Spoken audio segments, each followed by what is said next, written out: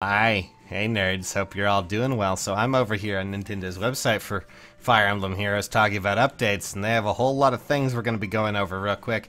Some things smaller than others, but some things actually pretty large. However, before we go into this actually I don't think is in the game yet on the bulletin board, which is kind of sad, but I'm actually looking at it. Nope, they only have summon heroes. But I will mention real quick, as a correction to what I said earlier, they have a double SP event going on. But it is a permanent thing that is always going to happen every Friday and Saturday. So, it ends at like 11:59 p.m. on Saturday. So, Friday and Saturday are your days to grind up SP if you want to, make sure your characters have enough, points to learn abilities and all that fun stuff. So, plan around that in case you didn't already. Okay. So, moving on from that, let's talk about what's in store from 1.5. There are a lot of great changes here, apparently, here in this little notice, but we'll go over that as it goes along. The first thing that's coming in 1.5 is, of course, Chain Challenge and Squad Assault, which are two new game modes that are going to be added to the story map.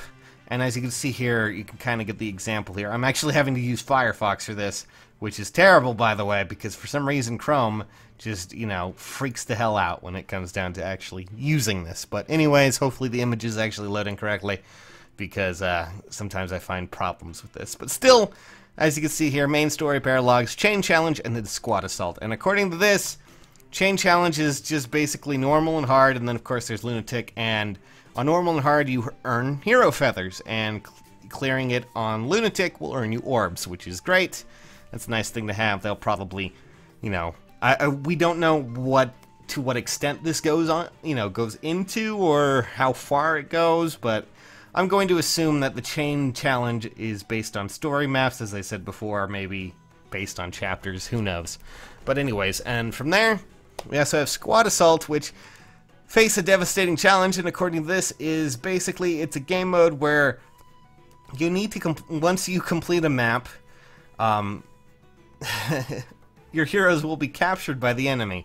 Once captured, they cannot be deployed again until the challenge ends.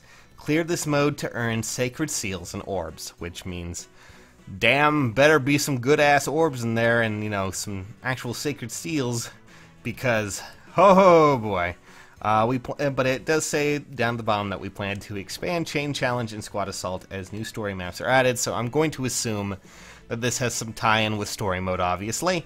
Kind of is fairly obvious, and hopefully we'll see some more about what this whole little nonsense is. Squad Assault seems to be based around trying to make sure you have very powerful teams with you at all times. It makes sense because, the new SP grinding thing showing up every weekend. Anyways, next up we have EXP adjustments. And these are things like EXP earned from defeating enemies that are, a bigger gap in level compared to your heroes will be increased. That's pretty nice. The EXP limit for defeating weaker enemies is less severe, while EXP bonus for defeating stronger enemies has increased. That's basically the same sort of thing. It's just saying that if you kill a weaker enemy, you'll gain a bit more EXP, and if you kill a stronger enemy, you'll be gaining a lot more. EXP for healing with staff has been increased. Oh, thank God. Let me just say, thank any sort of Jesus, Buddha, I don't even know. Just flying spaghetti monster, if you're up there, apostrophe to you. And from there, we also have, for 5-star healers, expect more EXP for defeating higher level enemies than before, which is also good, because 5-star heroes had a stunted growth when it came to EXP. Not that it was terrible or anything, just you felt it. You did. Next up, we have improvements to Tempest Trials, and these are some really good, hefty changes that were needed and necessary for this. So the first one is that retrying a stage, entered enemies' HP will not regenerate, while defeated enemies will stay defeated. Good. If an enemy HP is high, just as in version 1.4, their HP will decrease for the next challenge. Nothing too crazy. It's basically saying that, if you lost, and you ended up managing to kill a few units, that's great, but if they won't come back. But if you do, try again, those that were remaining, even if you don't hit them, their HP will probably be lowered a bit. It just really depends. When determining whether to retain a wounded enemy's HP value or decrease their HP, the game will use whichever value is lower. So, I mean, it's for those who were having trouble with it before. It's definitely a great change, and even better changes are what are we about to? Good lord, are what we about to see here with the scores for normal and hard mode that are going to be adjusted. The new base scores are shown below. 40 points for Lunatic, nothing's changed there, but hard and normal have been upped at least somewhat. I can't remember the exact values of before, but 35 and 30 points respectively. You know, hopefully with this change it means that if you can't quite do, you know, Lunatic, you can hopefully go for hard or normal, still get some decent points out of it, and not have to worry too much about banging your head against the wall because you only got like 100 points for just doing, you know, Tempest Trial on hard, which is a great option, and of course, you know, nothing too insane. Next up, we have new hero sorting options where you can do them simultaneously, which is great. You can change, you know, just like choose 3 options, see which ones you don't want to see, and things like that. Info has been adding to the summoning screen. You can now see how many days are left for your summoning sessions. I'm pretty sure that this one right here, purchases made easier, the complete, you know, purchase button's already in the game, so it doesn't really matter too much. That was added in the pre-patch. I'm fairly sure it's in there. I will have to check. But still, barracks are getting bigger, in case you know, happen to have that. For those who have 500, you can now go to 1,000. Meaning that you're going to need a lot of orbs. A lot of orbs, because it still takes 1 orb to up your barracks completely. New improved settings that I'm actually kind of happy about is the one that will automatically set danger area to be shown when, you know, when starting at the map, which is something that would be great because I just like having that on already. It would be really nice if it was on automatically, so it's not a bad idea to have that. When there are special conditions for battle, the winning conditions will now be displayed on the battle system menu. Okay. In Arena, when checking rewards, tier rewards will be displayed first. Alright. On friend deletion screen, the time of your friend's last login will now be displayed. Okay, pretty sure that was already in there. On Android devices, the app will use less battery power in sleep mode. On iOS devices, issues with sound have been fixed. Okay, well there you go. Nothing too crazy there for the last one. You know, just minor improvements. I'm kind of happy. Is it sad that I'm more happy about the danger area thing than anything else? But I will say, just based on what I'm seeing here, as a person who has been complaining about a lot of things, and boy do I like to complain, I will say so myself, I'm really excited to see what exactly Chain Challenge and Squad Assault are. I'm a little bit worried about the whole, hey, let's kidnap your units, but chances are, if you have enough teams, you can probably work through it without too much of a problem, just as long as you have the units to do so.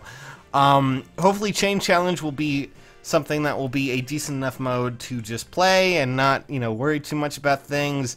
Tempest Trial was frustrating for a lot of people, I'm well aware of that, so I'm hoping that this will be a nice middle ground in between, you know, content and things like that, so as we go along, there will be new things for Chain Challenge, and of course new things for Squad Assault, which means that as the game evolves, these will go along with it.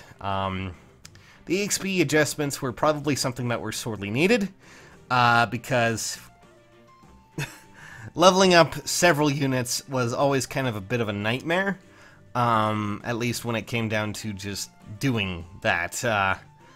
At least multiple units. If you just did one unit, you probably just steamrolled everything, but still, the EXP limit is nice that they're at least alleviating a few things, especially the healing one, because I will just say right now, leveling a healer is ass unless you actually have a healer that can kill things, and killing anything with a staff without Wrathful Staff is a painful process, and even with Wrathful Staff, it's still kind of a painful process. And of course the 5-star hero thing is great. And I will say the new improvements to Tempest Trials are fantastic, amazing.